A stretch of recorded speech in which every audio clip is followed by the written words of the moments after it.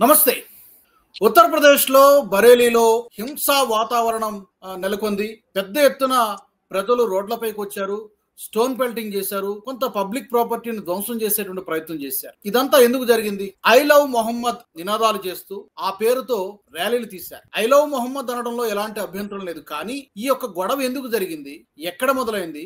ఒక 30-40 మందినో 50 మందినో అరెస్ట్ చేయాల్సినటువంటి అవసరం ఎందుకు వచ్చింది?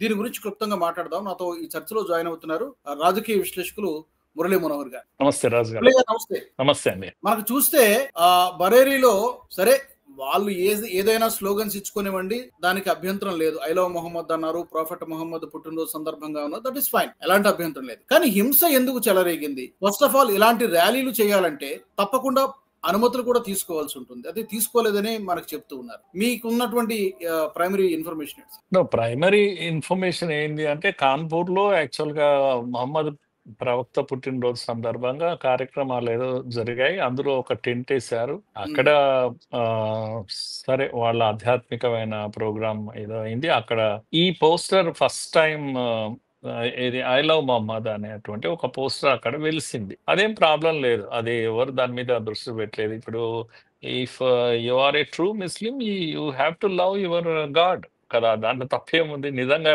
హిందూ అయితే నీ రాముడిని నీవు అభిమానించకపోతే హిందువు ఎట్లా అవుతావు?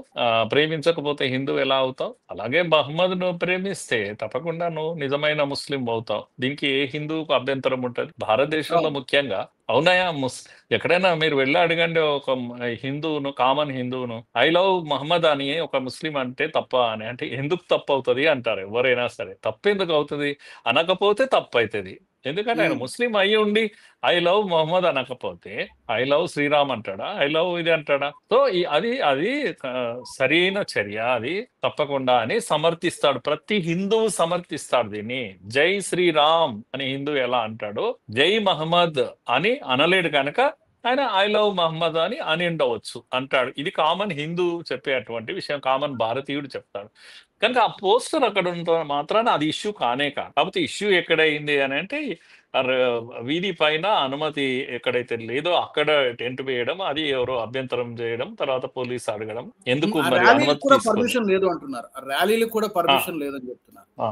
అక్కడ డిస్ప్యూట్ మొదలైంది. తర్వాత వాళ్ళు కేసు ఫైల్ అయింది, ఎఫ్ఐఆర్ ఫైల్ అయితే ఐ లవ్ మొహమ్మద్ అన్నందుకే ఎఫ్ఐఆర్ ఫైల్ చేస్తారా ఈ దేశంలో అని ర్యాలీలు తీయడం మొదలు పెట్టారు. ర్యాలీలకు అనుమతి లేదు, మళ్ళా అనుమతి లేదు. అక్కడ మొదలైందంటే అది కాన్పూరు మావు అనేటువంటి ప్లేస్, లేకపోతే అక్కడ ఏది ఉనా అనే ప్లేస్ అంటే హిమాచల్ ప్రదేశ్ కి వెళ్ళిపోయింది, ఇక్కడ లక్నోకి వెళ్ళిపోయింది, మహారాష్ట్ర కూడా వెళ్ళిపోయింది. ఇక దేశంలో అంతటా కూడా ఇది మెల్లమెల్లగా అగ్గిపుల్ల రాజేస్తూ ఉన్నారు. ఇది ఒక అద్భుతమైన ఒక టూల్ కిట్. ఏంటంటే అరే ఇది ఒక గొప్ప అవకాశం, ఐ లవ్ మహమ్మద్ అని కూడా అనలేమా మేము ఈ దేశంలో? ఇది ఇప్పుడు నరేటివ్ స్టార్ట్ చేశారు. ఎలా అయితే ఒకప్పుడు మనకు బీఫ్ ఫెస్టివల్స్ పెట్టి పబ్లిక్ ప్లేసెస్ లో అందరికి ఇబ్బంది అయ్యే దగ్గర యూనివర్సిటీస్ లో మేము బీఫ్ తింటాము అని బలవంతంగా పెట్టడం, గొడవలు అయినప్పుడు ఇదిగో ఈ దేశంలో మాకు దళితులకు బీఫ్ తినేటువంటి మా భోజనం మేము చేయకూడదంట అని ప్రపంచానికి చెప్పడం. ఇది వామపక్షాలు ముఖ్యంగా లెఫ్ట్ ఎకో సిస్టమ్ చేసేటువంటి ప్లాన్. దళితులు చేయరు, సామాన్య దళితులు ఎవరు చేయరు. దళితుల పేరున విభజించడానికి సమాజం నుండి ఇది చేశారు. ఈ దేశంలో ఇది కొత్తది కాదు. ఇలాంటి టూల్ కిట్స్ కొత్తవి తయారవుతూ ఉంటాయి. కనుక అక్కడ నరేటివ్ ఏంది అంటే, మాకు స్వేచ్ఛ లేదా, నాకు ఇష్టమైన భోజనం చేయడానికి నాకు స్వేచ్ఛ లేదా, ఇది నరేటివ్ అన్నట్టు. మీరు జవాబు చెప్పుకోలేక లేదు ఉంది కానీ మీరు కాలేజీలో తింటే ఎట్లా, లేకపోతే ఇది తింటా ఎట్లా, మీరు అది కాదండి అని మీరు అనే లోపల వాడు అంటాడు అయ్యో నాకు ఫుడ్ తినే నేను తిని తీరుతాను, రోడ్డు పైన తింటా. ఇప్పుడు ఇలాంటిది అదే ఇప్పుడు జరుగుతున్నది. దేశం అంతా కూడా మేము అని తీరుతాము.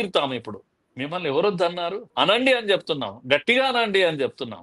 ఐ లవ్ మొహమ్మద్ అనండి కాదు, అసలు నిజంగా మీరు లవ్ చేయండి మొహమ్మద్ ను, నిజంగా మీకు భక్తి ఉంటే. ఇక్కడ ఇంకొక సమస్య ఏంటంటే మురళి గారు, యూపీ సీఎం యోగి ఆదిత్యనాథ్ గారిని ఉద్దేశించి సర్ తన్సే జుదా అంటే తలను తీసేస్తాం అనేటువంటి నినాదాలు చేయడము, అది కూడా బహిరంగంగా వీధుల్లో చేయడం అనేది ఎక్కడి ఇది స్వేచ్ఛ, ఎక్కడ ఫ్రీడమ్ ఆఫ్ ఎక్స్ప్రెషన్ అర్థం కావట్లేదు. ఆయన చాలా స్పష్టంగా చెప్పారు, ఇలాంటి వాటికి డెంటింగ్స్ పెయింటింగ్స్ సరి చేస్తాం, విధ్వంసకారుడు తాట తీస్తాం, ఇలాంటివి సహించేది లేదు, ఇలాంటివి చాలా చూస్తున్నామని చెప్పి యోగి ఆదిత్యనాథ్ గారు చాలా స్ట్రాంగ్ వార్నింగ్ ఇచ్చారు. ఎస్, అది ముఖ్యంగా బరేలీలో జరిగినటువంటి ర్యాలీ ఏదైతే ఉందో అదేమంటాము శుక్రవారం ప్రార్థనలు అంటాం కదా, అవును. నమాజ్ చేసి బయటికి వస్తే తప్పకుండా ఇలాంటివి ఏదో చేస్తారు అని పోలీసులకు ఇన్ఫర్మేషన్ ఉంది. ముఖ్యంగా యోగి ప్రభుత్వం కనుక రాష్ట్రం అంతా యూపీలో ఎక్కడైనా కూడా కట్టుదిట్టమైన ఏర్పాట్లు చేశారు. అయితే ఈ శుక్రవారం ప్రార్థనల తర్వాత మన దగ్గర కూడా అంతే, ఏదైనా గొడవ కావాలంటే శుక్రవారం మధ్యాహ్నం ప్రార్థన అయిపోయిన తర్వాత బయటికి వస్తుంటారు.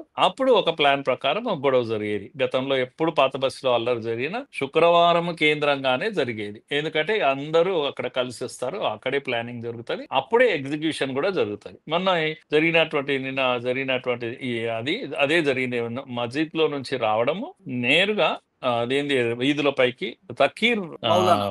మౌలానా, ఆ మౌలానా యొక్క ఉపన్యాసమే లోపల మస్జిద్ లో ఇస్తారు కనుక మనకు తర్వాత పోలీస్ ద్వారా తెస్తున్నది ఏంటంటే చాలా రెచ్చగొట్టే ఉపన్యాసం ఇచ్చాడు అతను. ఇది అవమానము, మన మహమ్మద్ను మనము ప్రేమించలేకపోతే, మన మహమ్మద్ మనం పూజించలేకపోతే ఈ దేశంలో మనకు స్వేచ్ఛ లేదా, మీరంతా ఏం చేస్తున్నారా బాబు, వెధవలైపోయి తయారయ్యారు అనేటువంటి పద్ధతిలో ఆయన రెచ్చగొట్టాడు.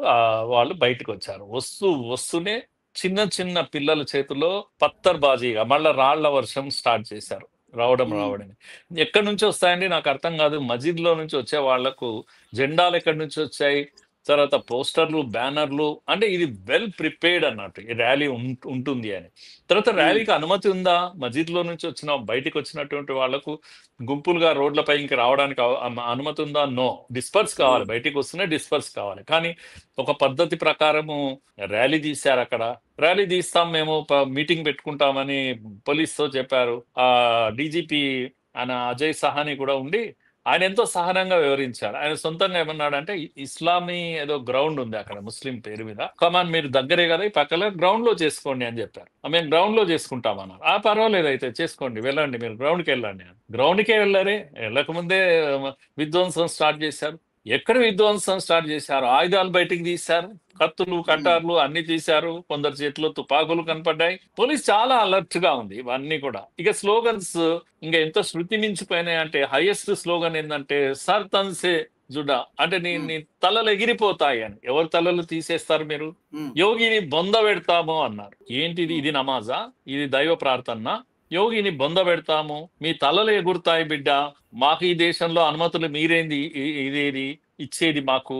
ఇది ఒక మొదటి నుంచి ఉన్నటువంటి రోగం ఇది. వీళ్ళకు ఏంది అంటే ఒక సెన్స్ ఆఫ్ ఏమంటాం, మాకు హక్కులు ఉన్నాయి ఈ దేశంలో, మీరేంది, మేము కదా పాలకులము ఈ దేశానికి, కనుక మాకు అనుమతులు ఇవ్వడము, మాకు ఇది చేయడము, మీ దగ్గర నిలబడి అయ్యా మాకు అనుమతి ఇవ్వని మిమ్మల్ని అడగడం అదేంటి అనేటువంటి ఒక డామినేటింగ్ నేచర్ అన్నట్టు. కనుక అది కోపం వచ్చేసింది మాకు. వచ్చేసి అల్లరి చేయడం, రాళ్ళు రువ్వడం, ఆస్తుల విధ్వంసం మొదలు పెట్టేశారు. వెంటనే పోలీసు చర్యలకు దిగడం మాత్రం మామూలుగా దిగలేదు. కనుక మీరు ఈ వీడియోలు అన్ని బయటకు వచ్చాయి. ఇంకా హైదరాబాద్ లో ఇంకెక్కడ అక్కడ ఇక్కడ ఇటువంటి చేద్దాం అనుకుంటే కూడా భయపడాలి. ఆ విధంగా చాలా పగడ్బందీగా పట్టేశారు. వందల మందిని అరెస్ట్ చేశారు. మిస్క్రియంట్స్ పర్టికులర్ గా ఎవరైతే వెపన్స్ వీటితో దొరికారో వాళ్ళందరినీ కూడా లోపలేసేశారు. ఆయన మౌలానా రజాను కూడా తీసుకెళ్లి లోపలేశారు. ఆయన పైన చాలా రకాల కేసులు పెట్టారు. పెట్రోల్ బాంబులు పిల్లల చేతిలో, చిన్న చిన్న పిల్లల చేతిలో పెట్రోల్ బాంబులు కనపడ్డాయి. ఈట్ పత్తర్ అనేది కామన్ వాళ్ళ చేతుల. తర్వాత పెద్ద పెద్ద ఆయుధాలు, కత్తులు, కటార్లు ఇవన్నీ కూడా పట్టుకున్నారు. కనుక ఇది యోగి ప్రభుత్వం. అందుకే యోగి కూడా వార్నింగ్ ఇచ్చేసాడు. అరే మీరు ఈ విధంగా దంగా చేయడము, పారిపోతామంటే ఇది ప్రభుత్వం ఎవరిది, మీరేమన్నా చూసారా అని చెప్పేశాడు వెంటనే ఆయన. కనుక ఇది నా ప్రభుత్వం, నేను ఆ విధంగా డెంటింగ్, పెయింటింగ్ అన్ని చేసేస్తాను, నేను మిమ్మల్ని ఏం వదిలేది లేదు. శాసన్ కిస్కా హై పతా హై, భూల్ గయే క్యా, ఇలాంటివి అన్ని కూడా ఆయన కూడా అనేసాడు. కనుక మీరు ప్రార్థనల పేరున ధమ్కి ఇస్తామంటే కుదరదు. ఈ దేశంలో అది కుదరదు. అరాచకత మేము రెచ్చగొడతాం, ప్రజలను అరాచకత సృష్టిస్తాం, విధ్వంసం చేస్తాం. ఇదంతా కూడా సోచ్ సమజ్కే ఆయన అన్నాడు. ఇదంతా కూడా ప్రయాస్, నాకు తెలుసు మీరేది ఊరికే కోపంతో వీధుల్లోకి వచ్చి చేసింది కాదు, చాలా పగడ్బందీగా ఆలోచించి చేస్తున్నటువంటి దంగా ఇది. సో నేను ప్రిపేర్ ఉన్నాను, మీరు ప్రిపేర్ ఉండండి. ఇంకా దీన్ని ఎలా నియంత్రించాలో నాకు కూడా తెలుసు.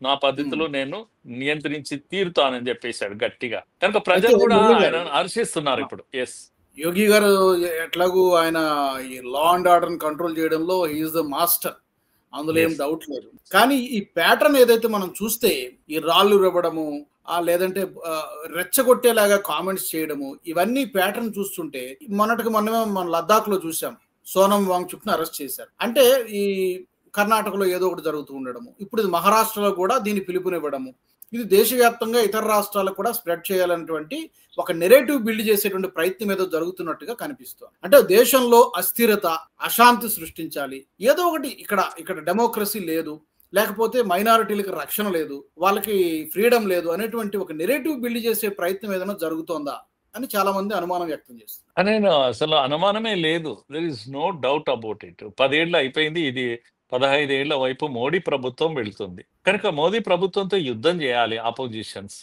మోడీ ప్రభుత్వం చేసే నేరాలు, ఘోరాలు ఏమున్నాయి? మోడీ ప్రభుత్వం అవినీతి చేస్తుందా పట్టుకుందామంటే? మామూలుగా గతంలో కూడా ఎన్నో అవినీతి కేసులని 2G, 3G లాంటివన్నీ కూడా అప్పుడు ఉన్నటువంటి అపోజిషన్స్ ఏం చేశాయండి? ఆ ధర్నాలు ఇవి చేశాయి. కాంగ్రెస్ ప్రభుత్వం విన్నదా? ఒక్క దానిపైన విచారణ చేసిందా? చేయలేదే. అల్టిమేట్ గా ఏం చేశారు మరి? ఇలాంటివి ధమ్కీలు లేకపోతే ఇలాంటివి దంగాలు ఇవేం చేయలేరు కదా. హైకోర్టుకు వెళ్ళారు, సుప్రీం కోర్టుకు వెళ్ళారు ఓపిక్గా. కోర్టులు వీటిలో ప్రైమా ఫేసి చూసిన తర్వాత విచారణకు ఆదేశించాయి. అన్నీ కూడా మీరు 20 కేసులు ఉన్నాయి, పెద్ద కేసులు. ఒక్క కేసు అన్నా మీరు చూడండి, ప్రభుత్వం స్వయంగా ఎంక్వైరీకి ఇచ్చిందా? లేదే. కోర్టులు ఎంక్వైరీకి ఇచ్చాయి. ఎంక్వైరీ కారణంగా కేసులు ఇది పడ్డాయి, చాలా ఎవిడెన్స్లు బయటకు వచ్చాయి. అప్పుడు కదా రాజా వీళ్ళందరూ కూడా జైల్లోకి వెళ్ళింది.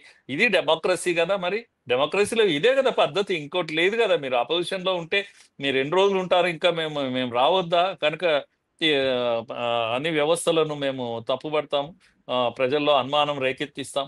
కనుక టూల్ కిట్ ఇప్పుడు ఎలా పనిచేస్తుంది అంటే, ఎక్కడెక్కడ సెన్సిటివ్ పాయింట్స్ ఉన్నాయి అన్ని ప్రయత్నాలు చేశారు. వ్యవస్థలు, ఎలక్షన్ కమిషన్ బాగాలేదు, ఈడీ, బోడీ ఇలాంటివన్నీ చెప్పారు ప్రజలకు. చెప్పి మీరు దొంగ అన్నారు, మోడీని దొంగ అన్నారు, ఇప్పుడు దొంగ అన్నారు, ఓటర్ చోరీ అన్నారు, ఇవన్నీ అన్నారు. ఎక్కడైనా ఒక ధరల మీద ఒక ఉద్యమం చేసిందా కాంగ్రెస్? లేకపోతే ఓ పేదవాడి సమస్య మీద ఏదన్నా పోరాడిందా, వీధులకు ఎక్కిందా? లేదా పెట్రోల్ ధరలు, ఇంకేదో ధరలు, లేకపోతే నిరుద్యోగ సమస్య మీద ఇంకేమైనా చేశారా మీరు? ఇది కదా అపోజిషన్ చేయాల్సినవి. అంటే ఈ మోడీ ప్రభుత్వము ఈ సమస్యలన్నీ పరిష్కరించేశాడా? మోడీ హయాంలో ఎవరికి సమస్యలే లేవా? అందుకేనా మీరు ఇప్పుడు ఎలక్షన్ కమిషన్ ను పట్టుకున్నారు? అందుకేనా మీరు ఈడీని పట్టుకున్నారు? అందుకేనా మీరు ఇది పట్టుకున్నారు? చివరికి ఇవన్నీ ఏవీ కావు అని అంటే, ఇప్పుడు కమ్యూనల్ టెన్షన్స్ ను రెచ్చగొడుతున్నారు. కనుక అత్యంత ఏమంటాం సెన్సిటివ్ దేశానికి అయినటువంటి లడాక్ లో సమస్యను క్రియేట్ చేశారు. లేని సమస్యను అక్కడ తెచ్చిపెట్టారు. 3 లక్షల మంది, 30 కాదు 3 లక్షల మంది ఉండేటువంటి ఒక ఏరియాకు స్టేట్ హుడ్ ఇస్తారండి. సాధ్యమవుతుందా? సిద్దిపేట టౌన్ ఎక్కువ ఉంటుందండి. సిద్దిపేట టౌన్ జనాభా లడ్డాఖ్ కన్నా ఎక్కువ ఉంటుంది. మీరు సిద్దిపేటను ఒక రాష్ట్రంగా చేస్తారా? సాధ్యమవుతుందా? దాన్ని మీరు ప్రవోక్ చేస్తారా? ఆయన ఏదో కూర్చొని నిరాహార దీక్ష చేశాడు. ఆయన 4 డిమాండ్ పెట్టాడు. 4గిట్లో 2 డిమాండ్లు ఓకే చేశారు కదా ఆల్రెడీ. ఆ చర్చలు చేయడం లేదు. వాళ్ళు ఏదైనా డిమాండ్ చేస్తే మీరు ఏంది అడుగుతున్నారు? 5 ఏళ్ళుగా ఆయన ధర్నా చేస్తున్నాడు. ధర్నా కాదు, టూల్ కిట్ వ్యవహారం ఇది. 4గిట్లో ఆయన రెండు ఓకే చేసేసారు. మీరు టీఎస్పీఎస్సీ లాంటిది పెట్టండి, మాకు ఉద్యోగాలు రావడం లేదు అంటే, కరెక్ట్, ఆడ ఎడ్యుకేషన్ ఎక్కువ ఉంది, అందుకే మేము పెడతాము అని దానికి ప్లాన్ చేశారు. అలాగే ఇంకొకటి ఏదో వాళ్ళు అడిగారు, 2 ఎంపీ సీట్లు కావాలంటారు. ఒక్క ఎంపీ సీటు కూడా సరైన జనాభా లేదాడా? 3 లక్షలకు 2 ఎంపీ సీట్లు సాధ్యమా? రాజుగారు నాకు చెప్పండి. మీకు తెలుసా ఇది మల్కాజిగిరి ఎంత? 30 లక్షలండి. అవును. ఒక ఎంపీ సీటుకు 30 లక్షలు గతి లేదు ఈడ 2 చేయడానికి. 3 లక్షలు ఉన్న దాన్ని 2 ఎంపీ సీట్లు. కాంగ్రెస్ కూడా సిగ్గు శరం ఉండొద్దా మాట్లాడడానికి? ఏందా ఇవి డిమాండ్స్ అని, ఇవి సరైన కాదు అని చెప్పాలి కదా మీరు. అంటే మోడీకి వ్యతిరేక అంటే ఏదైనా చేస్తారా? ఇప్పుడు లడ్డాఖ్ అనేది చాలా సెన్సిటివ్ రీజన్ రాజు గారు. ఒకవైపు చైనా ఉంటది, ఇంకోవైపు పాకిస్తాన్ ఉంటది. మీరు ఆ ప్లేస్ లో కేంద్రము తన ఆర్మీతో అక్కడ నిలబడితే గానీ ఈ దేశాన్ని కాపాడుకుంటావు. ఇదంతా అంతర్జాతీయ కుట్ర. భారత్ ను బలహీనపరచాలంటే, ఇదిగో ఇక్కడ బలహీనమైనటువంటి ఈ స్థలము, బలహీనమైన నాడి భారత్ది, అక్కడ కొట్టండి. ప్రశాంతం. బౌద్ధులు అంటే ఎవరండి? శాంతికి చిహ్నము బౌద్ధుడు. అలాంటి అశాంతిలు ఎత్తున్నారు కదా అటువంటి ప్లేస్ లో మీరు అపోజిషన్స్, మీకు బాధ్యత లేదా? ఈ దేశం యొక్క బాధ్యత మీరు కాపాడుకోరా లడ్డాఖ్ ను? ఎవడో ఒకడు కోన్ కిస్కి గాడు వచ్చి ధర్నా కూర్చున్నాడు అంటే ఇక రెచ్చిపోవడమేనా? మీకు ఇప్పుడు జంజీ ఉద్యమాలు కావాలా? జంజీ ఉద్యమాలు కావాలంటే జంజీ సమస్యలు తీసుకోండి, యువత సమస్యలు తీసుకోండి, వాళ్ళకు నిరుద్యోగ సమస్య ఉంది కదా, తీసుకోండి, వీధులకు ఎక్కండి, పోరాటం చేయండి. కొన్ని పొలిటికల్ పార్టీస్ అసదుద్దీన్ అవైసీ గారు కానీ, సమాజ్వాదీ పార్టీకి చెందినటువంటి కొంతమంది నేతలు తప్పేముంది, ఐ లవ్ మొహమ్మద్ అంటే తప్పేముంది, ఐ లవ్ మొహమ్మద్ అనడాన్ని ఎవరూ తప్పుపట్టలేదు. అనవసరమైనటువంటి వైలెన్స్ క్రియేట్ చేయడము, ఒక వర్గాన్ని రెచ్చగొట్టేలాగా కామెంట్స్ చేయడము, సర్తన్సే దుదా లాంటి ఒక చాలా తీవ్రమైనటువంటి పదజాలాన్ని వాడడము, ఒక ముఖ్యమంత్రికే బెదిరింపు చేయడము, ఇది కదా అభ్యంతరకరమైనటువంటి విషయం. ఇన్సిడెంట్స్ కాదు సార్, ఇవి ఐసోలేటెడ్ ఇన్సిడెంట్ లా కనిపించట్లేదు. అక్కడ లద్దాఖ్ లో జరిగినా, ఇక్కడ బరేలీలో జరిగినా, మహారాష్ట్రలో జరిగినా కూడా డాట్స్ ని కనెక్ట్ చేయాలి. దెర్ ఇస్ ఎ లింక్ అంటున్నాను. అందుకే ఈడీ లేకపోతే ఎలక్షన్ కి అన్నిటికీ లింక్ ఉంది. ఇదంతా కూడా డీస్టెబిలైజ్ చేయాలి, ఇండియన్ గవర్నమెంట్ ను బలహీనపరచాలి. ఇది అమెరికా కోరుకుంటుంది, చైనా కోరుకుంటుంది, అందరు కోరుకుంటున్నారు. ఎందుకంటే మీరు ప్రపంచ స్థాయిలో 3వ స్థానానికి 4వ స్థానానికి ఎలా ఎదుగుతారండి? మీరు ఎక్కడ ఉండాలి అక్కడ ఉండాలి కదా. భారత్ లాంటి ఇది 140 కోట్ల మంది నిరుద్యోగులు సారీ నిరక్షరాస్యత ఉన్నటువంటి దేశం ఇది. ఇంతగా ఎదిగితే ఎట్లా? అసలు మేము సహించలేము. కనుక వాళ్ళ చేతిలో కీలు బొమ్మలు వీళ్ళంతా కూడా. వాళ్ళ తప్పు కాదు, అమెరికా తప్పు కాదు, ట్రంప్ తప్పేం కాదు, కనుక షీ జిన్పింగ్ తప్పు కాదు. వాళ్ళ చేతిలో పప్పెట్స్ ఎవరు? రాహుల్ గాంధీ బిగ్గెస్ట్ పప్పెట్ ఇది. ఆయనతో పాటు పాట పాడే వాళ్ళందరూ పప్పెట్స్. ఇప్పుడు ఏమంటాం, dancing to the tune of Trump ఏం చెప్తే అది. కనుక డెడ్ ఎకానమీ అంటే అవును డెడ్ ఎకానమీ కదా. ఇది ప్యారెట్ ఇది అంటాం కదా, చిలుక పలుకులు పలికినట్టు పలుకుతారా? చదువు రాదా మీకు? ఈ దేశ సమస్యలు మీకు తెలియదా? కనుక ఇది ఏదైతే మీరు అన్నారు చూడండి, నేను అదే ముందే చెప్పాను కదా, ఈ టూల్ కిట్ ఎట్లా తయారవుతుంది అంటే ఐ లవ్ మహమ్మద్ అనడం తప్ప. అరే దేశమే క్యావు రా, మీరు మా ముస్లిం దేశాలను మీరు రేపు ఎట్లా గెలుస్తారు, ప్రేమిస్తారు, మీరు ఇక్కడ ఒక మాటను మమ్మల్ని అననీయకపోతే అని ఆయన చాలా అమాయకంగా అడుగుతున్నాడు. ఎవరు? ఓవైసీ. అరే ఐ లవ్ మహమ్మద్ కాదురా భయ్, ఐ లవ్ మహమ్మద్ తర్వాత ఏమంటున్నావు? ఐ లవ్ మహమ్మద్ అనే ర్యాలీకి కత్తులు కటార్లు ఎందుకు తీసుకుపోయినావు? ఐ లవ్ మహమ్మద్ అంటూ రాళ్ళెందుకు విసురుతున్నావు? ఐ లవ్ మహమ్మద్ అంటూ నువ్వు సర్ తన్కే జురా తలలు ఎగిరిపోతాయని అంటవేది? ఐ లవ్ మహమ్మద్ కు తలలు ఎగిరిపోవడానికి సంబంధం ఉందా? ఐ లవ్ మహమ్మద్ అంటావు, యోగిని బొంద పెట్టండి అంటావు, దానికి దీనికి సంబంధం ఉందా? ఈడియట్స్ అనుకుంటున్నావా? మాకు అర్థం కాదా నీ ఐ లవ్ మహమ్మద్ లో? నీకు ప్రేమే లేదే నీ మహమ్మద్ మీద. నీ ప్రేమ దేని మీద ఉంది? యోగిని బొంద పెట్టడంలో ఉంది, నీకు ఈ దుర్మార్గంలో ఉంది. ఈ దేశంలో మతతత్వాన్ని మత చిచ్చును పెట్టే దాంట్లో శ్రద్ధ ఉంది మీకు. కనుక ఐ లవ్ మహమ్మద్ అనేది it is a tool kit. It is a beautiful tool kit where people are misguided. Hindus are misguided. Hindus అనుకుంటారా అరే వాళ్ళ మతాన్ని వాళ్ళు ప్రేమించుకుంటే, వాళ్ళ ప్రవక్తను వాళ్ళు ప్రేమించుకుంటే తప్పేంటయా అని ఎవడైనా అంటారు. మీరైనా అంటారు, నేనైనా అంటాను. కనుక ఆ మాటలోనే, ఆ స్లోగన్ లోనే ఒక కుట్ర ఉంది, ఒక కుతంత్రం ఉంది ఈ దేశం పైన. కనుక ఈరోజు గ్వాలియర్ లో, ఈరోజు దీంట్లో జరిగిన, బరేలీలో జరిగిన, లక్నోలో జరిగిన, లేకపోతే మహారాష్ట్రలో జరిగిన, ఇంకా రేపు చాలా ప్లేసెస్ లో జరుగుతాయి. ఈ దేశంలో ఈజియెస్ట్ గా రెచ్చగొట్టే ఉద్యమం ఏదైనా ఉంది అంటే అది సింపుల్ గా కమ్యూనల్ మూమెంట్సే. అందుకే సిఏఏ లాంటి దాంట్లో ప్రజలు బయటకు వచ్చారు, అమాయకులైన ముస్లింలు బయటకు వచ్చారు. ఎందుకు వచ్చారో వాళ్ళకే తెలియదు. ఎందుకంటే అది ఆ సమస్య వాళ్ళది కానే కాదు అసలు. భారతీయులది ఎవరిది కాదు, బయట నుంచి వచ్చిన వాళ్ళకు సిటిజన్షిప్ ఇవ్వడం గురించి, అది పాకిస్తాన్, ఆఫ్ఘనిస్తాన్ వచ్చే వాళ్ళ గురించి. వీళ్ళంతా మా సిటిజన్ పోతుంది అన్నంత రోడ్లపైకి ఎందుకు వచ్చారు అంటే ఈజీగా ప్రవోక్ చేయొచ్చు, ఈజీగా టెంప్ట్ చేయొచ్చు, ఈజీగా మంట పెట్టొచ్చు. ఏది కమ్యూనల్ మంటలు పెట్టడానికి సిద్ధమవుతుంది. కాంగ్రెస్ సిద్ధమైంది, కమ్యూనిస్టులు సిద్ధమయ్యారు. దీన్ని ఎక్స్పోజ్ చేయాల్సినటువంటి సమయం ఉంది. హిందువులందరూ కూడా మనం రెచ్చిపోయి తప్పు చేయాలి. ఇప్పుడు కావాల్సింది ఎంత అయింది అంటే ఇక హిందువులు రెచ్చిపోవాలి. ఐ లవ్ మహమ్మద్ అనగా ఐ లవ్ మహదేవ్ అనాలి అంటే వీళ్ళు కూడా బయటికి రావాలి, ర్యాలీలు తీయాలి, చలో అక్కడ కొట్టుకోవాలి, ప్రపంచానికి చూపించాలి, చూసారా ఈ దేశంలో మోడీ ఆధ్వర్యంలో శాంతి లేదు, మమ్మల్ని ముస్లింలను బ్రతకనివ్వరు వీళ్ళు, ఇది చెప్పాలి, ఇది ప్రచారం చేయాలి. ఆల్రెడీ లక్నోలో అదే జరుగుతుంది.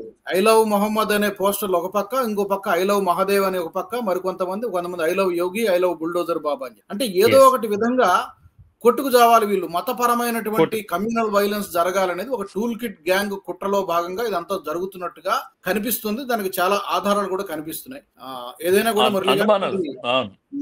ధార్మిక ప్రజలు అప్రమత్తంగా ఉండాలి. స్వతంత్రం రాజుగారు, ధార్మిక స్వతంత్రము మన దేశంలో ఉన్నంత బాగా ఎక్కడా లేదు. మీరు టెంట్లు వేసుకోవచ్చు, మీరు ఐ లవ్ అనొచ్చు, ఇది అనొచ్చు, ఇంకేదన్నా అనొచ్చు, మీరు పూజలు చేసుకోవచ్చు, నమాజులు చేసుకోవచ్చు, రోడ్ల పైన నమాజ్ చేయొచ్చు, ప్రయాణం చేస్తున్న రైల్లో నమాజ్ చేస్తారు, మీరు ఇబ్బంది లేదు.